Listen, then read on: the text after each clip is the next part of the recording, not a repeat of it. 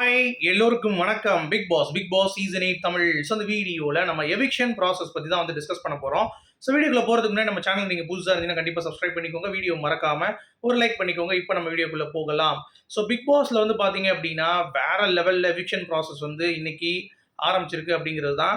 So காலையிலேயே நமக்கு கிடைக்கிற தகவல் வந்து 2 எவிக்ஷன் அப்படிங்கிறது. ஸோ நம்ம ஏற்கனவே சொன்ன மாதிரி ரஞ்சித் அவர்கள் ஃப்ரீ டாஸ்கில் அந்த டிஆர்பிக்காக வச்சிருப்பாங்கன்றது சொல்லியிருந்தோம்.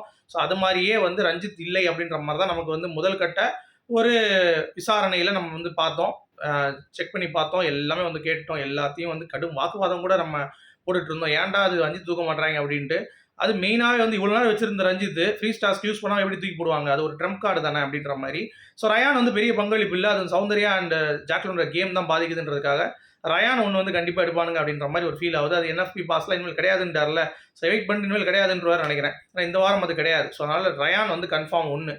இன்னொன்று வந்து பார்த்தீங்கன்னா, மஞ்சரியா பவித்ராவா அப்படிங்கிறதுக்கு கொஞ்சம் அடுத்து நம்ம டிஸ்கஸ் பண்ண வேண்டியிருக்கு. சரிங்களா? ஸோ அது என்ன அப்படின்னு சொல்லி பார்த்தீங்கன்னா, நீங்க நல்லா கவனிச்சீங்கன்னா, கடைசி இடத்தில் ரஞ்சித் இருக்காரு. அவர விட்டுருங்க. அவர வந்து இல்லாத மாரியே வச்சுக்கலாம் இப்போதைக்கு. அதுக்கு மேல ரயான் இருக்காரா? ரயான் வந்து வெளியேறிடுவார்னு வச்சுப்போங்க. அதுக்கு முன்னாடி வந்து மஞ்சரி. ஸோ 2 வைல்டு கார்டு தூக்க மாட்டான். ஒண்ணு ரயான் இல்ல மஞ்சரி. மஞ்சரிக்கு அன்பார்ச்சுனேட்லி இல்ல ஃபார்ச்சுனேட்லி ஓட் வந்து பார்த்தீங்கன்னா ஜாஸ்தியா இருக்கு. சரியா? அப்ப பவித்ரா எடுத்துக்கிட்டீங்கன்னா, மஞ்சரிக்கும் பவித்ராவும் பெரிய டிஃபரன்ஸ் இல்ல.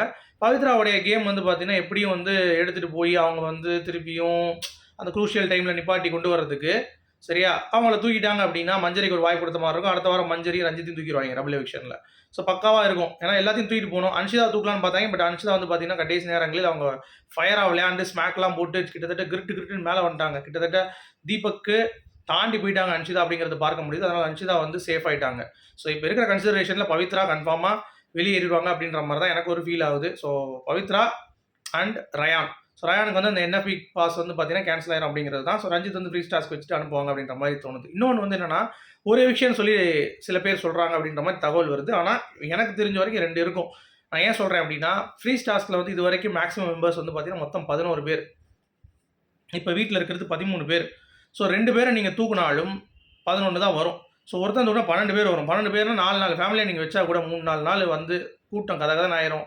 ஒழுங்காக பண்ணவும் முடியாது. கண்டென்ட்டும் வந்து பார்த்தீங்கன்னா டிசால்வ் ஆயிரும். அதாவது ஃப்ரீ டாஸ்க்ன்றப்போ ஒரு ஃபேமிலியாக வந்து ரசிச்சா தான் அழகாக இருக்கும். இவங்க என்ன பண்ணுறாங்கன்னா 3 ஃபேமிலியாக போனவட்ட உள்ளே விட்டாங்க. 3 ஃபேமிலியாக விட்டு எல்லாத்தையும் டிஸ்கஸ் பண்ண வச்சு அவங்களுக்குள்ள ஒரு பிரச்சனை வந்து அவங்களுக்குள்ள ஒரு போட்டி வச்சு இன்ட்ரெஸ்டிங்காக கொண்டு போனாங்க. அதாவது ஃபேமிலிக்குள்ளேயே வந்து ஒரு போட்டி. ஏதாவது ஒரு டாஸ்க் வச்சு அந்த மாதிரிலாம் வந்து பண்ணிட்டு இருந்தாங்க. பட் இந்த வட்டம் அப்படி இருக்குமா அப்படிங்கிறது தெரியல. வெயிட் பண்ணி பார்ப்போம். ஆனால் தீபக் ஒரு உண்மையை பிடிச்சி தூக்கி போடுறாரு. என்ன அப்படின்னா, என்ன அது இந்த மாதிரிலாம் இருக்குமாடா அப்படின்ற மாதிரி. ஃப்ரீ டாஸ்க்லாம் இருக்காதுடா. இன்னும் ஒரு 2, 3 நாள் வச்சுட்டு அனுப்பிடுவாங்க நம்மள அப்படின்றாரு. என்னையா சொல்கிறேன்னு கேட்டால், பாய்ஸ் அண்ட் கேர்ள்ஸ் டாஸ்க் தானே. அதனால அது வந்து புதுசாக இருந்துச்சு. இது வரைக்கும் பிக் பாஸ்ல இல்லைல்ல, அது இருந்துச்சுல்ல. அப்போ இந்த வட்டம் ஃப்ரீ டாஸ்க் இருக்குமாங்கிறது தெரியாது. ஆனால் டிக்கெட் டு ஃபினாலே இருக்குது. பணப்பெட்டிலாம் எடுத்துகிட்டு போகிறாங்க அப்படின்னு சொல்லி விஜய் சேதுபதி சொன்னார். பணப்பெட்டி இருக்குன்ட்டு. அதனால அதெல்லாம் இருக்கும். பட் ஃப்ரீ டாஸ்க் தான் இருக்குமாங்கிறது தெரியாது அப்படின்றாரு. கண்டிப்பாக இருக்கும் தீபக். அப்பெல்லாம் இல்லாமல் இருக்காது. இன்னொன்று நீங்கள் கவனிச்சிங்கன்னா தீபக்கும் கொஞ்சம் இறங்கி வந்திருக்காரா. அந்த ஆத்தங்குடி டைல்ஸ் மேட்டர் வந்து இந்த வாரம் வந்து கன்சிடரேஷனுக்கு வந்துச்சு அப்படின்னா கண்டிப்பாக சனி ஞாயிறு வந்து விசாரணை இருக்காது. மேபி சனிக்கிழமை இருக்கும். மேபி அவங்க எடுத்தாங்கன்னா கூட அவங்க வந்து பார்த்தீங்க அப்படின்னா இன்றைக்கி தான் எடுக்கணும். அப்படி எடுத்தாங்கன்னா கூட இன்றைக்கி தான் ஷூட்டிங்கில் எடுக்கணும். ஸோ எடுத்து அவங்க ஈவினிங் போகிறக்குள்ளேயும் வந்து பார்த்தீங்கன்னா முடிஞ்சிடும். ஸோ நிறைய பேர் அது ஒரு சொன்னீங்க. ஆத்தங்குடி டைல்ஸ் வந்து கேஸ் போட்டிருக்காங்கல்ல. ஸோ தீபக் வெளியேறுவதற்கு வாய்ப்பு இருக்கான்ட்டு. தீபக்லாம் வந்து பார்த்தீங்கன்னா சான்ஸ் வந்து ரொம்ப ரொம்ப ரொம்ப கம்மி. சரியா? ஸோ எனக்கு தெரிஞ்சு ரயான் அண்ட் இதுதான் தீபக் வந்து வாய்ப்பு இல்லை. சரிங்களா? ஸோ தீபக் எவிக்டட் அப்படின்ற மாதிரிலாம் வந்து சொல்லிட்டு இருந்தாங்க. நம்மளும் சொல்லியிருந்தோம். சரி, அது வந்து அந்த பிரச்சனை அப்படியே டிசால்வ் ஆயிடுச்சு.